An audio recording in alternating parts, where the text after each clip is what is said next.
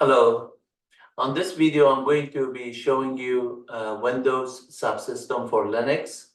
And this is going to be brought to you at my YouTube channel, which is youtube.com at MyWebUniversity. The channel handle is at MyWebUniversity. I'm going to be showing you how to install Windows Subsystem, which is basically a virtual machine. In this case, is a Linux Ubuntu. Ubuntu version will be installed. And the way you install it, you log in as administrator in PowerShell. You just start PowerShell as administrator. Once the PowerShell prompt comes in, you type in Windows Subsystem, Windows SL.exec. The exec is by default is assumed. So if you don't type it, it is still going to work because there's a WSL.exec in the path of PowerShell. And then the argument that you are giving in this case is for the first time, you need to do -- install. So it will install the software. Once you do that -- install, the next time you could go on the PowerShell just as a regular user. You don't have to run it as administrator and start a Windows subsystem for Linux. And also, I'm going to show you a number of ways you can start the Windows subsystem for Linux from the command prompt, as well as PowerShell, as well as start menu. So at this time, I just had typed in the Windows subsystem L, which is WSL.exec -- install. And as you can see, it says installing Windows a virtual machine for virtual machine platform, and virtual machine platform has been installed, and installing Windows Subsystem for Linux. Windows Subsystem has been installed. And then as you can see, the information, it tells you that it is installing Ubuntu, and Ubuntu confirmed that it's installed. Then it says the request operation is successful. Change will not be affected until the system is rebooted. So at this time, you have to reboot your system after this one. And if you're running a Windows operating system, make sure that any of the services that needs to be shut down gracefully, do that one before you power off your machine. Usually you're using it as a personal computer on a Windows, so you don't have any services. But if you do any MySQL or Oracle, or any Oracle database, or any daemons that are running in the background, make sure that you close them gracefully rather than just abruptly powering it off. So you can power off your machine and then reboot the machine. Basically, it will come up back there. I'm going to show you the next screen, which I did after the power on. So when once the installation was completed, it gave me a successful installation, and it gave me a startup menu saying that this is by default. That's if you want to get help on Ubuntu, just go to help.ubuntu.com website, and all that details are there. In addition, it tells you that if you want to just next time when you start the machine, you just have to attach the file called /home/ I mean, basically whatever is the username. In this case, myself, home Wahid is my default username. So tilde.hash login is the file that you want to attach. When it says this will start, the message is shown once a day. To disable it, please create the file. Creating that file is basically touching it on Linux using the touch command, which I show you on the next screen. You just do that one. So it is telling you right here that you need to touch that file. And also, before it tells you that one, it is going to prompt you for, at the time of installation, is going to prompt you to just create a user. So by creating the user, I just created user Wahid, and then the password is going to be you typing the password, strong password, but it's not going to show here on the screen. It's okay for security purpose. It doesn't show it. So once you don't see that, just keep typing the password and then retype the same password, it will create the password for you. And then notice here that it says that I did touch that file, and so the next time the system does not give me all those details on the startup menu, the message of the day. But here on the hashtag, when it was done, if you type in reboot at this time, because I'm logged on as regular user Wahid on the prompt, at this time I don't have the permission to reboot it. If I do a power off, it may work on the power off, but notice the tag says that call to reboot failed. That means that you have to be logged on as a power user, or which is root in this case. So the power off may work on some system because you have a credential as regular user. However, when you do the reboot and it doesn't work, you need to just do this. So now notice that I touched this file, this. Then when I did a reboot, it says call to reboot failed interactive authentication. So in this case, you do switch user do. Sudo is stand for switch user do, and then su is switch user. This dash means run the profile of root. You could say su root also would work, but sudo su dash root, because when I log in as Lutfi, I'm sorry, as Wahid, this user already have sudo privilege. So you can log in, give the same password that you initially created it for user Wahid. In this case, I did it for Wahid. You could do it for John or Nancy or wherever the person is. You just type in that person's login name, your user ID, and then password. So right here, after the system was already rebooted, I just show you another screen, Windows Subsystem for Linux, WSL.exec. If you type in without the dash install, it starts your Windows system. I mean the Linux Ubuntu in this case. Then I just type in hostname to see what is the host name. It says algorithm because on my Windows machine and host name is also algorithm. So it takes that name and there. Then I say cd from this directory mount C program files PowerShell 7, because it looks like the whole thing is mounted on /mount this.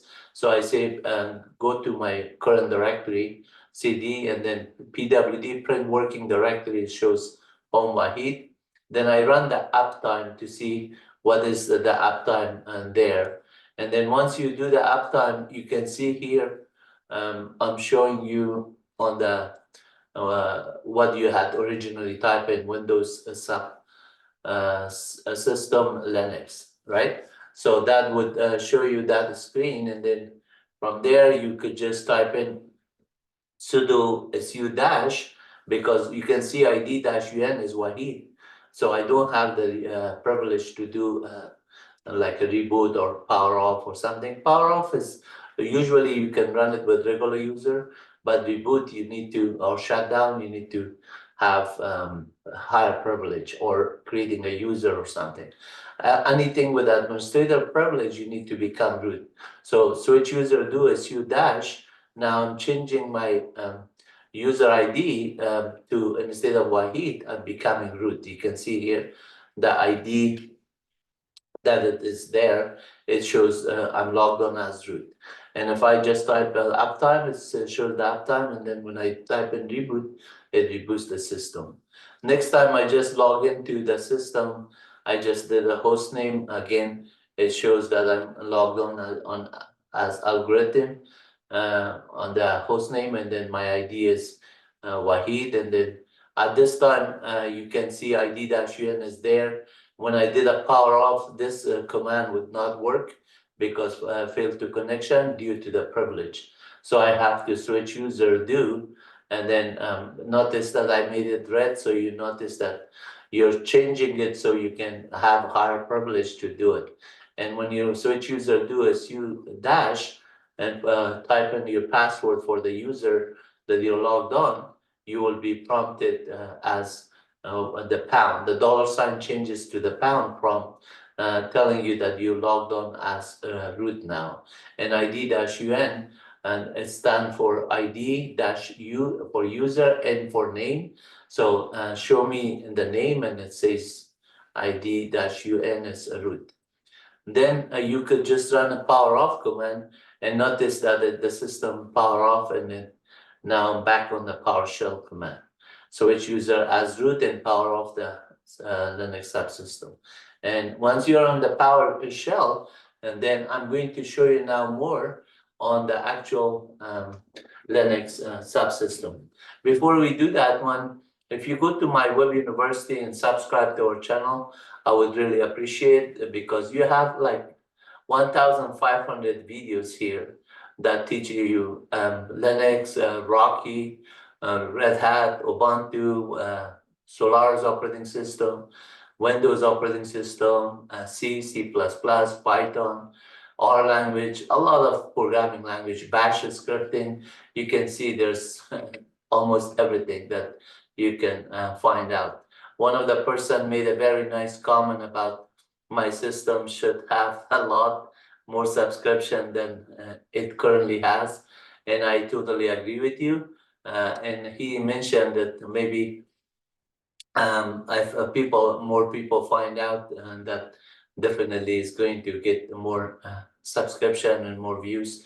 I would really appreciate if you share the videos to your loved ones and friends and all the people you care for, because by sharing you care about their life, that they will learn and they will just be inspired and go have better jobs, better education, and serve the community that they live on. So there's all these videos that you can and just watch them. Like, for example, the Linux kernel architecture, Bash scripting, NumPy for Python, the NumPy modules. As you can see, I have covered at least 7 videos just on NumPy, and that you can just do MySQL database, MariaDB database, and then structured query language and R language, Python, Apache web server. There's a lot more, and then there's thousands of PDF files also. So if you look at my YouTube channel, the one that's on English, this video itself is for Linux Red Hat Enterprise Linux 9, and this is from zero to hero. It's about 4 hours, 12 minutes. It covers so much of details, whether you're a developer, system admin, novice, beginner, advanced. I have something in this video for you, and then you should be watching it. It's really, really good for you to learn Linux and Red Hat, and maybe get to apply for any job that you're looking for. The same thing, I have the website or YouTube channel for 4C, and that I have here, that you can see here. I posted it. It's called MyWebUniversity in 4C. So if you're speaking 4C language, which is Devi, my mother tongue, and then I'm originally from Afghanistan. So if you're trying to learn in 4C language, I have a lot of videos here for you. Please join in and then start learning, and I hope that I can help you further. And then if you're at the MyWebUniversity.com, which is my secure webpage, you are welcome to also look at my book, The Direct Path to Linux Ubuntu, which is online. The whole book is 14 chapters. All 14 chapters are online, that you can practice it as you go. So for example, in chapter 2, I teach you the basic of Linux on Linux Ubuntu in this case. And then chapter 3, I teach you intermediate Linux. And then chapter 4 is advanced Linux. And then chapter 5 is shell programming. Chapter 6 is web servers, and then so on. I mean, search for the Unix manual pages. Just for the Linux manual pages, I have about 11,000 something for Rocky Linux in a PDF format. And the same thing for Red Hat, about 12,000 something. And then for Ubuntu is about 6,000, 7,000.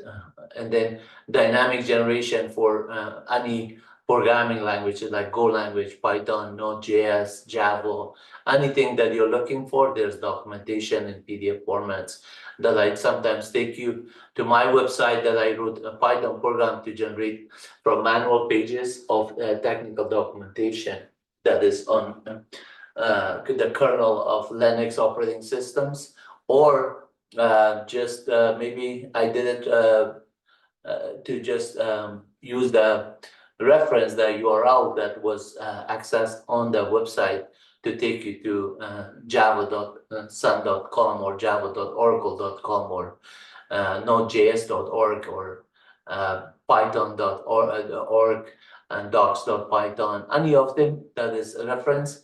On my other videos, I have shown you that one. So there's a lot more here for you to learn, just to give you a glimpse of what I have done. For example, if you're an advanced person, you might want to visit my chapter 4, and I have about 88 commands here. For each command that you click on, I show you a list of things you can do. And if you just want to learn it by watching it, for each row, I made a specific video for you. So chapter 4, part 1 of 1 is the first video. And chapter 4, part 8 of 8 is the last video on this one. So each one of these videos are going to teach you more. Like this would be chapter 4, part 8 of 8. The other day when someone made a nice comment, I believe it was on one of these ones, and that he's found so many resources.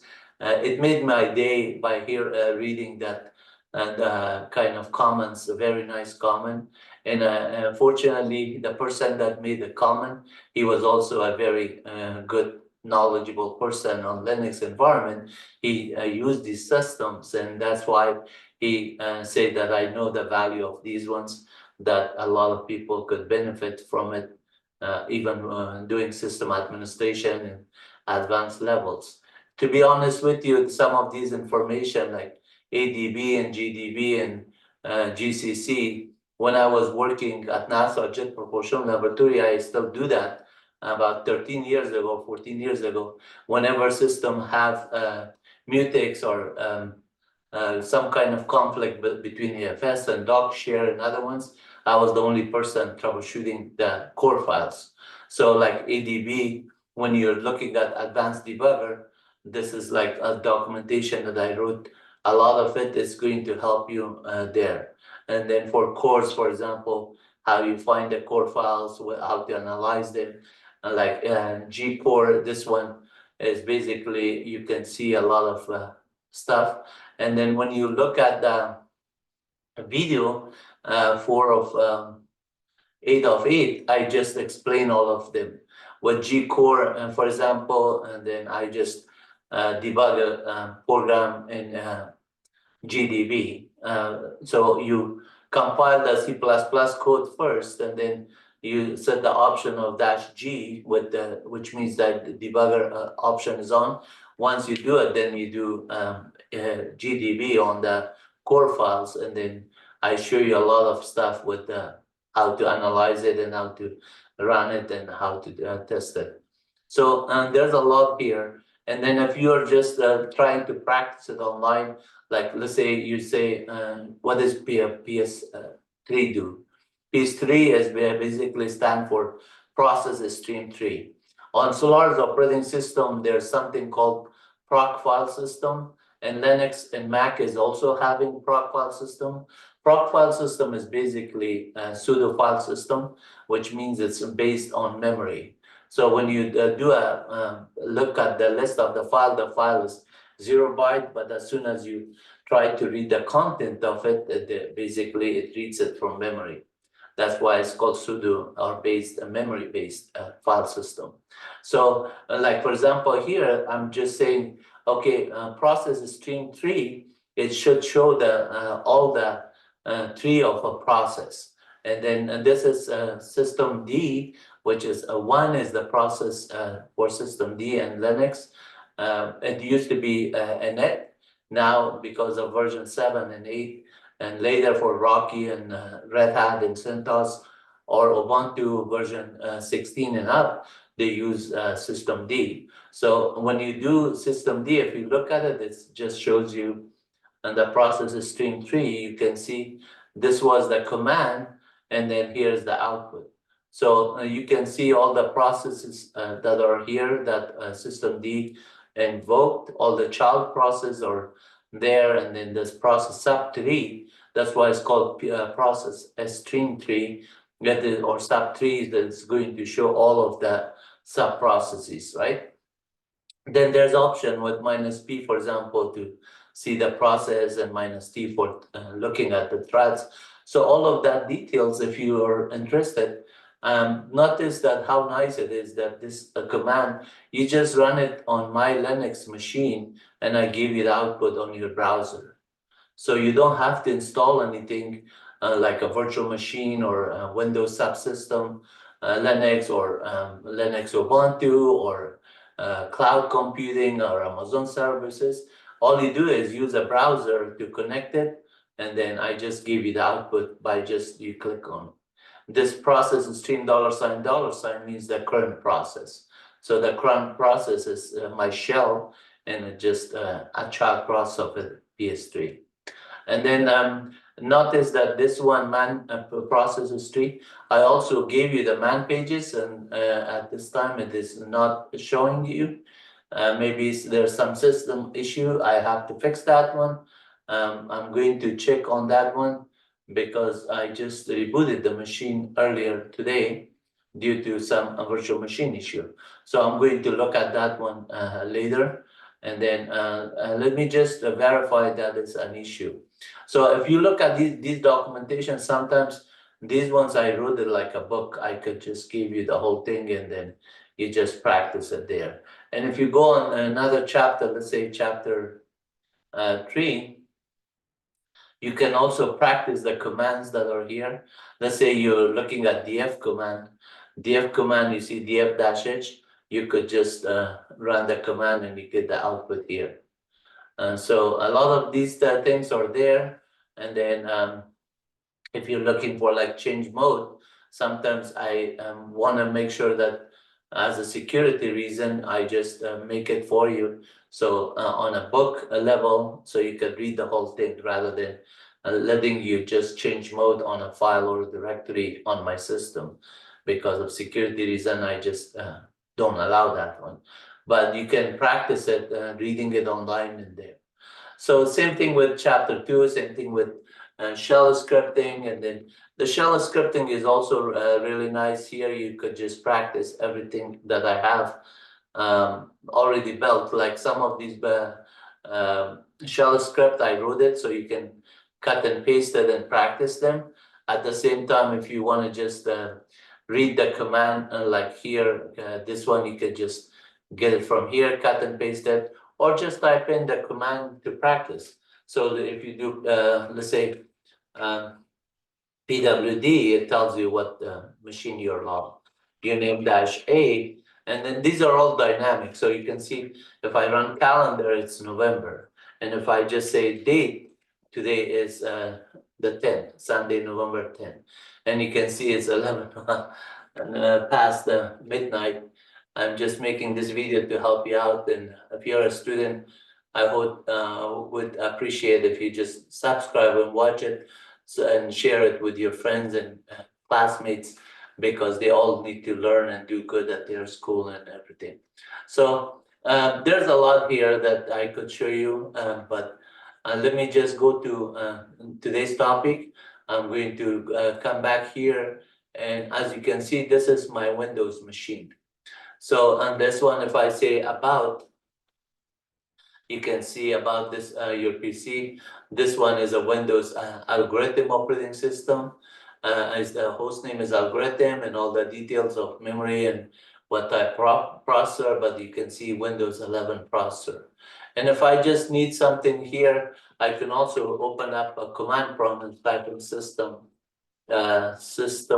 info, pipe more, and then I could see that the same output here with Microsoft Windows there, with memory, and then all the type of processors and the speed of it, all of that details are here.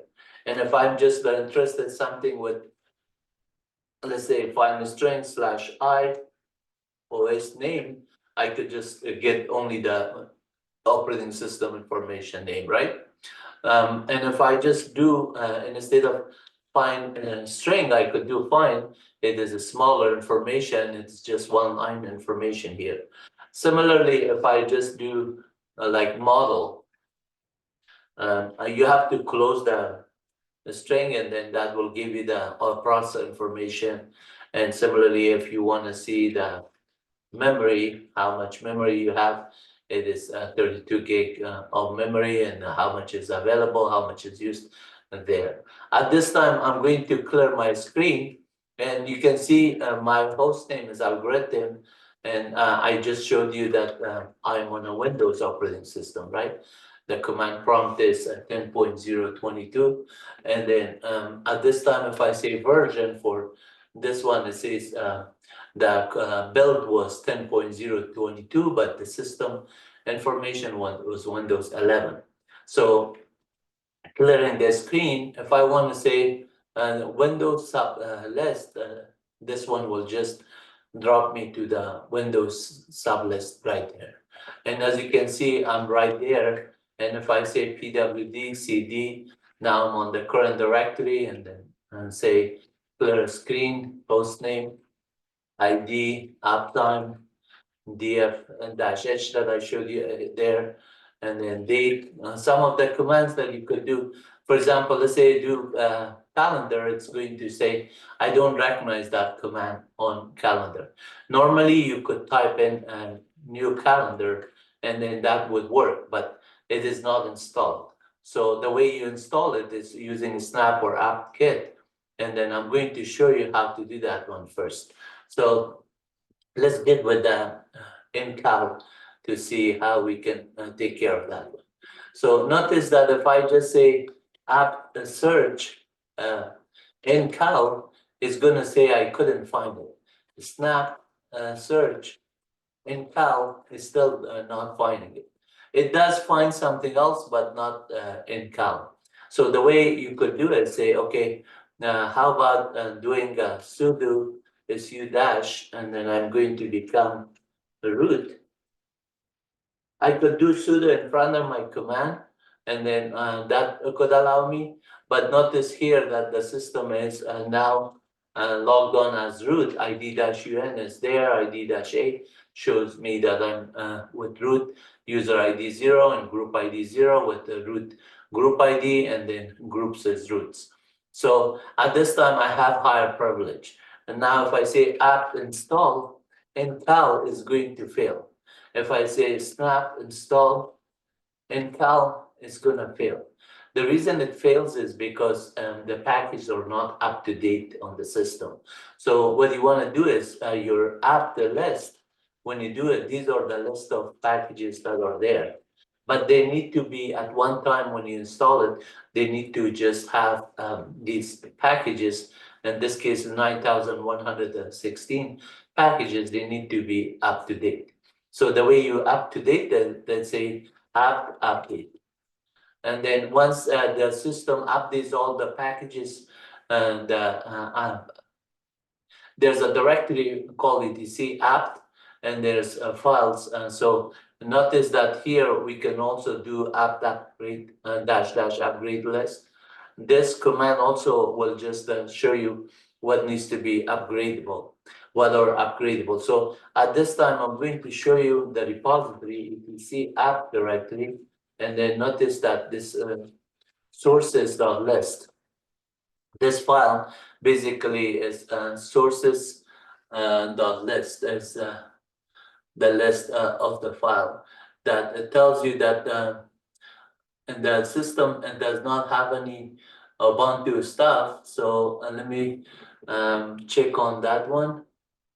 So at this time, if I say apt install ncal, notice that the system is already updated. So it did find it this time, unpacking ncal and setting and everything. Now say which ncal it is already installed. So apt search ncal, you can see it is finding a lot of ncal stuff, right? Apt info, you can see that is there. So if I say snap info ncal, that's also I'm going to not show because I haven't done as a install as a snap. I'll show you like Firefox, maybe I could install it as a snap. So the difference between apt and snap is that apt is a repository that you can just do the installation. It is just finding the dependency as it goes through it. But snap is always containerized. So the whole package, if you are just doing, like, for example, snap list Firefox, it is not installed, then you could say snap install Firefox, then it's going to install that package for you. Now the whole thing is a one container. It is contained into a package together. So now if I just list it, this shows installed.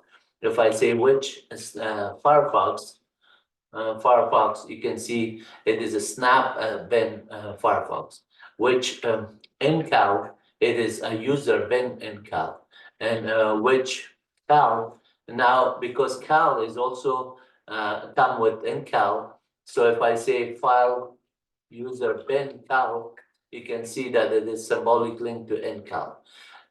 Since the new calendar, it is a binary file user bin ncal, it shows the executable link format 64-bit. That's a binary. So the ls-ld user bin cal is symbolic link to a new calendar command.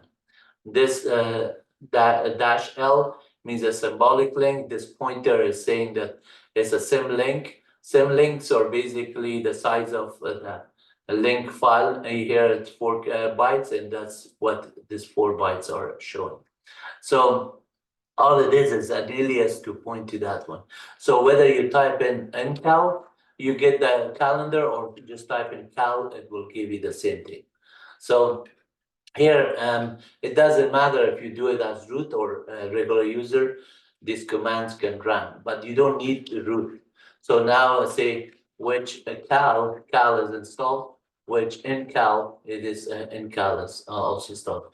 Which so if I type in cal here, and then ncal, and then calendar minus j is the Julian format, cal minus b 2 before this month, November. If you want to say get me 3 months before November, you get 3 months. If you get say get me 1 month before it, it says that. And then if you want it 1 month after, so the November and December. In this case, calendar is pointing to November.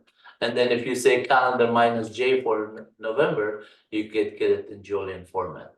If you say calendar 19070, that's epoch calendar of Unix that started the system. So you can get any date of the calendar, cal 0001. That would be the entire year. Cal 2024, the entire year. Cal 2025. So you start the next year, the first day is Wednesday. January 1st is Wednesday. Falls on Wednesday. So you can see that one, how helpful the system is. Right now, if I type in date, uname and -a, you can see it's on a Linux algorithm is the host name. Uname-n would give me algorithm. Uname P give you the platform. Uname-m also the machine architecture. Uname-s for system is Linux. Uname-o for version of operating system, and uname kernel name, that would also give you Linux. So and there's a lot of them, and if you just say uname help, it will give you the entire argument with everything up there. So I showed you the calendar command. Now I'm going to show you snap. When you do app list word count minus L, you notice that it is now 76,000. So there's a lot of list that is there. It originally was 19,000, I think. When we did the update, it did a lot more. So now we can say snap list. This is all the packages that are snap there. So Firefox is already there. Now if I say which Firefox, you can see Firefox is there. So now in order to start Firefox, I have to do snap bin Firefox. Then I'll just type in Firefox. That would just bring me Firefox. And then if I just wanna type in, let me just take this zoom on the bottom, and I'll move this one up here. And then right here on this one, you could say, take me to google.com. It will take you to google.com, and just open another tab, say myWebUniversity.com, and then say, well, that's good. And let me just see if I can find out documentation like you was telling me that. So in this case, let's say we are looking for Ubuntu because I'm teaching you Ubuntu here. So I have like 6,000 or 7,000 technical documentation all in PDF for you here. So if you're looking for like Python, Control F to search for Python, and right here it's giving you the thing. So if you just make this screen bigger, obviously the size, however you want to do it, and you have to zoom in to just see it a bigger, larger size. It's up to you how you want to see it, or a smaller size. That is one thing that you can do. If you just close this one, obviously it comes out there. If you just start it again, and this time, let's say on this one, you say, take me to youtube.com/@MyWebUniversity. That would take you to my Web University, my YouTube channel. And then you can see it if you go here under videos. You have a lot of them: R language and MySQL, and then MariaDB, and then a lot of the stuff that you can PowerShell and everything, right? So if I just say, okay, I'm good with PowerShell with Firefox, let's just uninstall Firefox. You could just exit out of that one. Let me just make sure that got closed. Yeah, that is my screen. Okay, so now it is closed. The prompt is back here. So now I could say sudo dash. Watch, if I do ID-UM, I'm a regular user. If I say snap remove Firefox, it's going to not do it because I'm not root. But if I just type in sudo in front of it, that would allow me to type in remove it. Because I already got the root with sudo privilege, and the system knows that it's there. So now if I say snap list Firefox, it just says that it's not installed. And if I want to just get the info on it, you could just get that info. The system knows that this is a package on Firefox with this version, and this is the store URL. All of that details are there, snapcraft.io. So that information is there, but that doesn't mean that it's installed. So in order to do that one, instead of this remove, you just say snap install. And then with the sudo, and now it's going to go install it. If you want to just install it as now, if I say which Firefox, it is installed. So if I say snap list Firefox, it's going to not say it's not installed. It's going to show that it is installed. You can see that it is the path. And then there's a lot more here. With the info, you can get the information, and if you just type in the snap by itself, you get all the arguments with the find, info, install, remove, list. All of these ones could be passed on as argument. Some of them, like installation and removal, requires root access. The other ones don't. So like info and other ones, it doesn't, or list or something, right? So you can get all this information from there. At this time, let's do a sudo Firefox, and I'm sorry, snap remove Firefox. So I'm going to remove it again, and then let's do a clear screen, which Firefox is not installed on the system. So this time I'm going to do sudo apt install Firefox. So now I'm using the application package toolkit, which is a repository that I showed you earlier.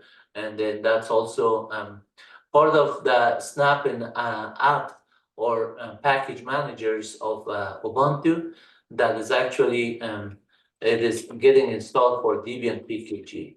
So if I say which Debian PKG, that is the mother of all packages. So the Debian packages PKG install Snap and app. That was how that was installed. So if I say dpkg -l snap, now it's just telling you that information. If it is installed, like I did this one with apt install, that is showing that the package is installed.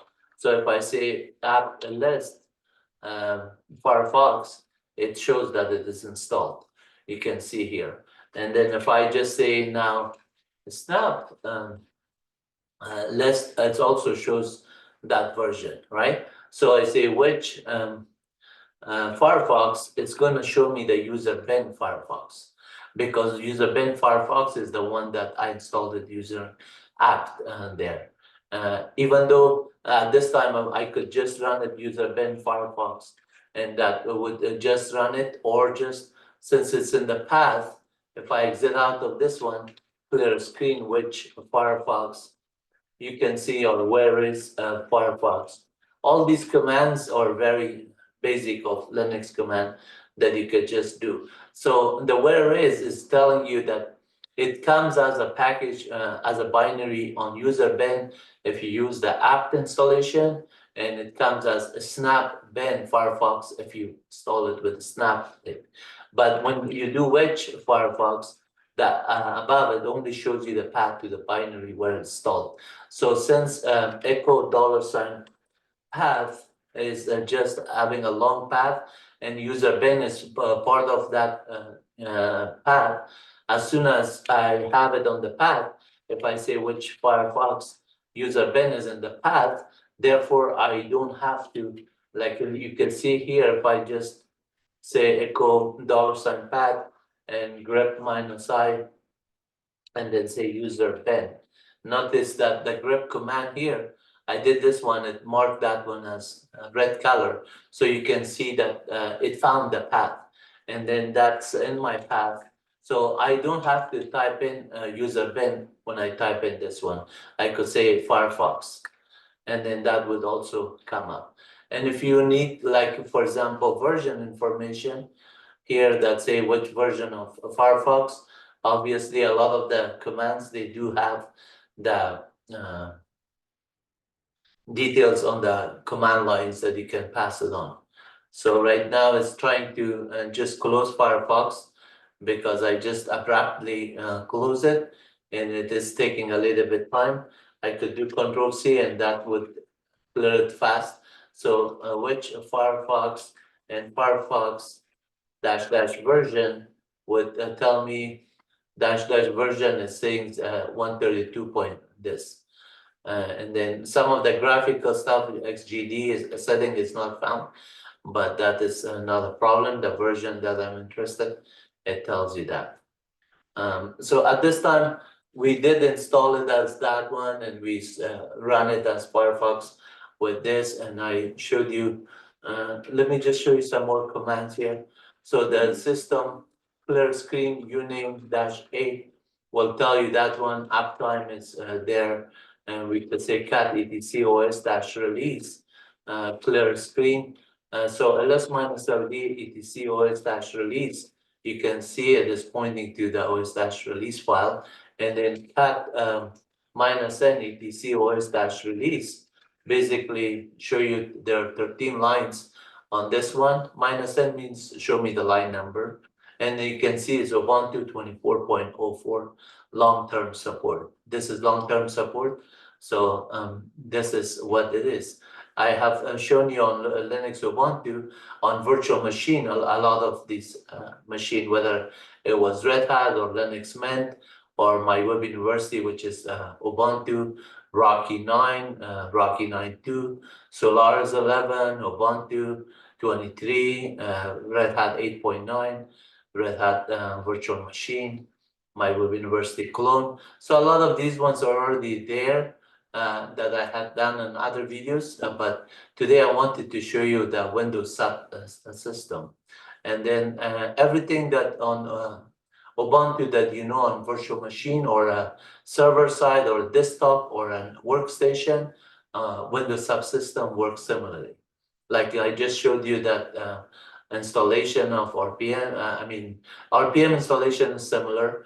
Aptin is the same way on Ubuntu, and then same thing with Snap, and same thing with a lot of other commands. System administrator, adding user. So which user add, for example, is there. So if I say user add Wahid1, it just says try later because I'm not root. So I say sudo, now it just added. Now say grep -i Wahid1 etc password etc shadow etc group file.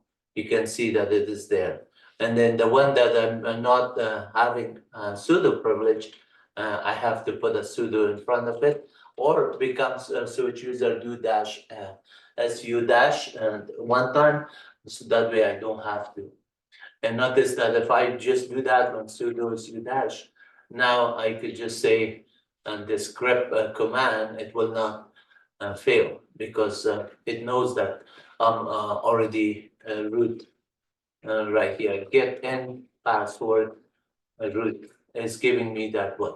Or if I could just say backtick id dash un, say run that command, or $, and then the argument id dash un. All these three commands will do the same thing. Similarly, if I say get out of this one, let's just do this one with hard-coded Wahid. You can see it tells me that Wahid there. So if I just want to say password for Wahid1, and then just get that one, I could just type in the password. Make sure the password is secure, just in case if you did not remove it. Like now the password is there, so grep -i. I don't want to grip on the password or shadow files now. It is not safe, so it is not a good idea to do that. But I know that etc password, etc shadow, and etc group got modified. And if I just say grep -i for Wahid1, etc password, and etc group, not the shadow file, you can see that they are there with the user ID and everything. I don't want to do on the shadow file because of the security reason. So if I want to change it, I can do that one. Password -x1 -x 1 and then Wahid1. So if I want to just make sure that I don't get logged out after 19 days, then I can do that one. There's a lot of commands you can do on this system. So now if I just want to say user del Wahid1, I just deleted that user. So now if I just do that one, that account is no longer there on the system. And now if I say grep -i Wahid1, etc password, etc shadow, etc group, all entries are gone. And then ID, and so echo $0 question mark, it shows 0, 1, meaning that it did not find it. So pwd echo $question mark is going to say 0, meaning that command ran successfully. So if I say pwd and ls, just run the pwd and give me the listing, whatever directory here, I could say pwd and then run the host name information, both of them, and then run the run the uname-a. We'll do that one, and run the calendar command instead of there. So if I say just write ncal here or cal, doesn't matter which one you want to do. If you do that one and then use the or statement here, only run the calendar. because you're saying that short circuit. The calendar will run, this command will run the calendar or this. Since the calendar is there, it run the whole thing here, right? Because of this PWD. Let me just see where it is actually. Yeah, calendar is there, and then algorithm is PWD is not showing, but hostname is algorithm, and then this. So the ansem that is working there. Let me just see what's going on here. Calendar would give you this, and then calendar or PWD. Oh, the argument that you just, I did that one. For some reason, I did two this, and that, yeah, that's our statement. Let me just see. Calendar or PWD, it should only run the calendar, and that if I do and, it should run both, because both of them are true. And so if I say and date, then it will run all three. But at this time, if I just put only these two, let's do these two only. Sorry. Yeah, these two only, and that would run calendars. And if I just say, okay, run the PWD, it will run this one. So I say PWD and echo this. So these two are running, right? I change this one to hello world. It will run it, right? And then if I just say, do an or statement, now it only run this one. Since this one was successful, it ran this one. If this was not a command, like something garbage, then it's running the or statement here. So this one says command not found, and then hello world is a way to do that. And so PS is showing me my process there. There's a lot of command that I could show you, but you're welcome to just explore it further. Let's say I go here and then I say uptime here, and I say shut down -H now, halted the system now, right now. And now notice that it is saying that I just logged out. So I say Windows sub list, it just come back here. Clear screen, host name, and then uptime. You can see that it is still up because I just started in there. So if I say shut down here, and now I'm not root, sudo shut down, then that would work. And I have to type in the password for the user that I'm logged on. If I type in the password correctly, it will do it, otherwise it doesn't. So let's say this time, say sudo su dash, and then I say shut down, and then shut down connection refused. It is basically, maybe the subsystem is still trying to do it, so I'm going to say shut down -H now. -H alt now. It says that connection refused, initial CTL, no such service or address. So let's see why it says connection refused. Power off. It does not do anything there either. Looks like that other shutdown is still in process. So if I say reboot, it is none of that works, right? So at this time, I'm going to say init some level, like init 0.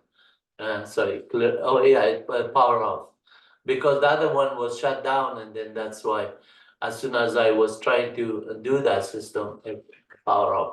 So Windows Subsystem, Linux, it goes back there, uptime, and then notice that it still says 30 minutes. That this says the system is up and running because the Windows is controlling it. It's on the subsystem. So whatever you do here, disregard it. So I do sudo su dash, and then I become root. and then clear screen ID-UN, uptime, and then say shutdown minus H, shut down minus H now, or power off, or whatever you do. Notice this time it's trying to do it and it succeeded there. So if the system is busy trying to do it, you can do it. Also, you can go in PowerShell here, and once you're in PowerShell, you can also do Windows Subsystem, and then uptime now, you can see it is already connected. If you exit out of this one, you're back in PowerShell.